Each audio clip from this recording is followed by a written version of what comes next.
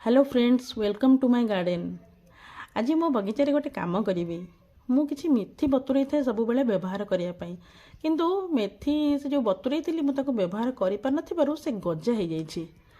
तो मुझे आज ये छात उपर को आनी खतरे पकईवाई तापर भाविली खतरे न पकई मुझे ग्रो बैग रे मोर जो मंदार गछ लगी से ग्रो बैग रे पकईदेवी। देखो परिष्कार कला बेले मत ग्रो बैग टी दीटी भिनका गछ आ गोटे तुलसी गछ मिलला मुझे अलग जगार नहीं लगेदेवी। देखो आम जो मंजी लगेबा तो ये इंचे रु 2 इंच खंडे ये आम माटी को एपरी भाव में खोली नवा।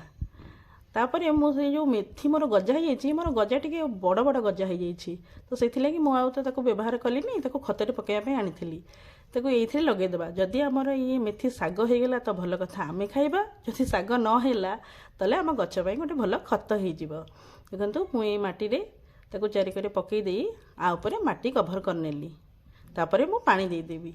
हाँ ठीक अच्छे सांग मैंने आज ये रोचे हैप्पी गार्डन।